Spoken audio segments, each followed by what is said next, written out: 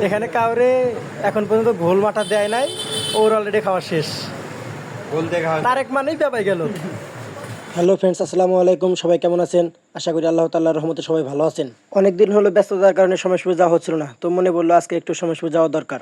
সমাজপুর যাওয়ার পরে দেখি আমাদের স্কোয়াডের একে একে সবাই এসে হাজির। সমাজপুরে এসে দেখি যে একটা কোম্পানি মাঠের মধ্যে তাদের প্রচারণামূলক ক্যাম্পেইন চালাচ্ছে। ক্যাম্পেইন বুথের পাশে তাদের একটি গেমিং কর্নারও আছে।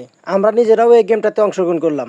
আমরা অনেকবার ট্রাই করার পরেও লক্ষ্যে পৌঁছাতে পারতেছিলাম না, কিন্তু রাকিব দাদু প্রথমবার ট্রাই করার পরেই একটি রিং লক্ষ্যে পৌঁছায়। সে আবার এগুলো কাজে বেশি পারদর্শী। শেষবার গেমটায় আমি অংশগ্রহণ করি। নিজের প্রতি আমার অগাধ বিশ্বাস ছিল যে আমি এটা পারবো, কিন্তু কিছুক্ষণ পরে আমার এই বিশ্বাসটা একদম ভেঙে যায়। সত্য কথা হলো যে গেমটা দেখতে সোজা মনে হলেও আসলে এটি সোজা নয়। এখানে গেমিং পর্বটা শেষ করে আমরা নামলাম কড্ডারমোড়। আর কড্ডারমোড় যাওয়ার আমাদের একটা উদ্দেশ্য আছে। বন্ধু পলাশে ছুটি শেষ, বন্ধু আগামীকাল চলে যাবে আবার সিলেট। এই জন্যই বাসের টিকিট কাটার জন্য আমরা কড্ডারমোড় যাচ্ছি। পোড়াবাড়ি হাটের সামনে এসে পড়লাম মহা একটি জ্যামে। প্রায় 20 মিনিট পর জ্যাম ছেড়ে যায়। অবশেষে আমরা কড্ডারমোড় এসে পৌঁছালাম। আমাদের উদ্দেশ্য সিলেটের বাস টিকিট কাউন্টার।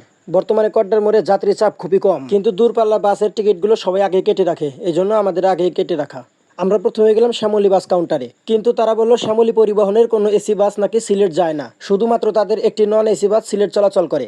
আমরা তাকে জিজ্ঞাসা করলাম অন্য কোনো কোম্পানির এসি বাস সিলেট শহরে যায় কিনা। সে আমাদের বললো যে সিলেট যায় এমন কোনো এসি বাস আসলে পাবেন না।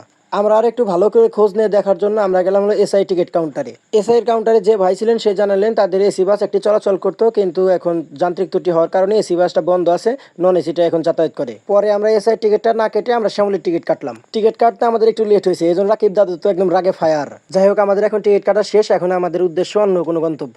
আসলে আজকে আমাদের কোথাও যাওয়ার পরিকল্পনা নেই, আর পরিকল্পনা নিয়ে আমরা যে কাজ করি সে কাজ আমাদের হয় না।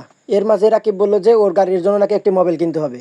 আমরা এখন চললাম মোবাইলের দোকানে, আর মোবাইলের দোকানে যাইতে এখানেও জ্যাম। আসলে পোড়াবাড়ি হাটের জন্য সমগ্র কড্ডারমোড় দিয়ে জ্যাম লেগে থাকে। রাকিবের দেখা দেখি পলাশ বন্ধুও বলে তাহলে আমিও একটি মোবাইল নিয়ে যাই। এদিকে আমার দাদু তো মাথা নষ্ট, এখানে এসেও আরো লেট হচ্ছে আমাদের। আমি দাদুকে বললাম, দাদু আপনি কি কিছু বলবেন? দাদু বললে যে না, আজকে কিছু বলবো না, তোরা যা করার কর, আমি আজকে নীরব দর্শক।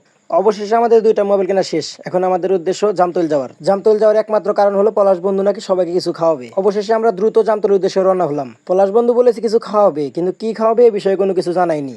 আমরা জামতলে এসে হাজির। এখানে কিছু খাওয়ার জন্য এসে লাগছে বিপত্তি। রাকিব বলতেছে আমি এটা খাবো, তারেক বলতেছে আমি এটা খাবো। কোনোভাবেই যেন কারোর মতামতে মিলতেছে না। অবশেষে আমরা তারেক কাকার কথাই রাখলাম। আমরা আজকে খাবো হলো ঘোল। সলপের ঘোলের শাখা দোকান আছে জামতলে, তাই জামতলেও সলপের ঘোল পাওয়া যায়। অবশেষে আমরা ঘোলের দোকানে একটা টেবিলে বসলাম। এখানে সলপের ঘোল পাওয়া গেলেও আমরা এখানে খাবো হলো মাঠা। হ্যাঁ, সলপ ঘোলের জন্য বিখ্যাত, কিন্তু তাদের মাঠাও কিন্তু খারাপ না। আমার কাছে সলপের ঘোলের চাইতে মাঠাটাই বেশি ভালো লাগে। এদিকে আমাদের কাছে এখনো খই আর চিড়াই আসেনি, অথচ আমার কাকা তারেকের অর্ধেক খাওয়া শেষ। অবশেষে আমাদের অর্ডারটাও চলে আসলো। আসলে দোকানটা একজন মানুষ চালায়, এজন্য তাকে সব দিক থেকেই খেয়াল রাখতে হয়। মাঠা ভাগ করে দেওয়ার দায়িত্ব বললো রাকিবের উপরে। আমি দাদু রাকিবকে বললাম যে এটি কিন্তু টাকা দিয়ে কিনেছি, এর মাঝে যেন কোনো মাঠা না থাকে, সব একদম ছেঁকে ছেঁকে বের করতে হবে। আলহামদুলিল্লাহ, মাঠাটা অনেক সুন্দর ছিল। আমরা 4 জন খাচ্ছি, আর আমার কাকা তারেকের খাওয়া শেষ। এটা শুনে দাদু রাকিব বললো যে ওরা আরেক গ্লাস দেন, কিন্তু আমার কাকা নাকি মিঠা কম খায়, সেজন্য আর খেতে পারবে না। আমাদের খাওয়া ও বিল দেওয়া শেষ। এখন আমাদের উদ্দেশ্য বাড়িতে। অনেক রাত হয়ে গেছে, যত দ্রুত সম্ভব এখন বাসায় পৌঁছাতে হবে। এর মাঝে আমাদের তারেক কাকা বললো যে তোরা কি আজকে হালিম খাবি নাকি, আমি খাওয়াবো। বললাম যে না, আজকে আর হালিম খাবো না, আজকে অনেক কিছু খেয়েছি, ইনশাল্লাহ অন্যদিন খাবো। জামতল আসবেন, ট্যাংরাইল ব্রিজে আসবেন না তা কিন্তু হয় না। বাংলা একটা কথা আছে, শহরে যেহেতু এসেছি চাচার নামে একটা কেস দিয়েই যাই। ঠিক এমন জামতলে আসবেন তো ট্যাংরাইল ব্রিজেও আসতে হবে। ট্যাংরাইল ব্রিজ থেকে রাকিবের বাড়ি কাছে, ওকে ওখানে নামিয়ে দিয়ে আমরা 4 জন রওনা হলাম বাড়ির উদ্দেশ্যে। আলহামদুলিল্লাহ, অল্প কিছুক্ষণ সময়ের মধ্যে আমরা বাড়িতে এসে পৌঁছালাম। সবাই ভালো থাকবেন, সুস্থ থাকবেন। আসসালামু আলাইকুম।